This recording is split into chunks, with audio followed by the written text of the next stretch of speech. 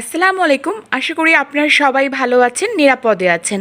আপনাদের দোয়ায় আল্লাহর রহমতে আমি অনেক অনেক ভালো আছি।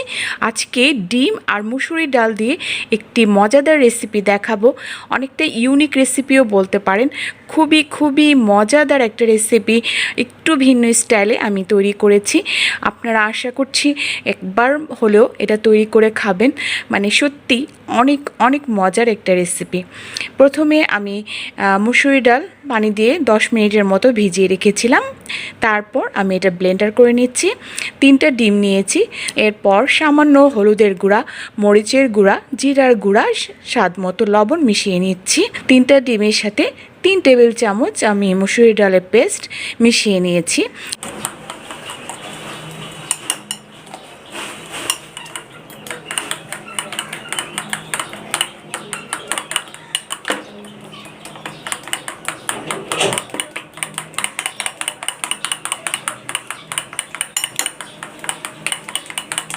এরপর আমি তেলে এটাকে ভেজে নিচ্ছি। প্রথমে আমি দিয়ে নিলাম। এরপর এটা যেহেতু একটু মোটা, সেজন্য এটাকে আবার উল্টানোর জন্য আমি আরেকটা ফ্রাই প্যান নিয়েছি। আর এর আগে আমি কিছু পেঁয়াজ কুচি দিয়েছি, দেখতেই পেয়েছেন। উল্টিয়ে নিলাম, একটু সাবধানভাবে উল্টিয়ে নেবেন। অনেকটা পুডিং বা কেক মোল্ড আমরা করি যে, সেরকম। এরপর আবার ওই পিঠটাও ভালোভাবে ভেজে নিতে হবে।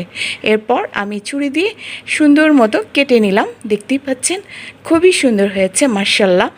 এরপর আমি টমেটো কুচি আর রসুন, কাঁচামরিচ এটা ব্লেন্ডার করে নিলাম, একটু পেস্ট করে নিয়েছি।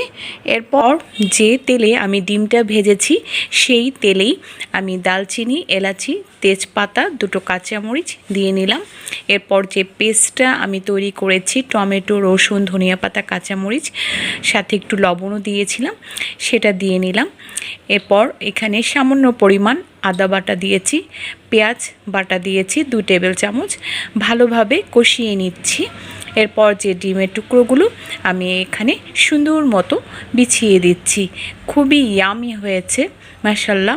এরপর ধনিয়া পাতা দিয়ে আমি এটাকে সুন্দরভাবে সার্ভ করে নিলাম। সম্পূর্ণ রান্নাটি মিডিয়াম টু লো আঁচে করতে হবে। এরপর আমি সাদা ভাতের সাথে এটা পরিবেশন করেছি। সাদা ভাতের সাথে বেশি ভালো লাগে আপনারা, তবে প্লেন পোলাও বা পরোটা রুটির সাথেও খুব ভালো লাগবে।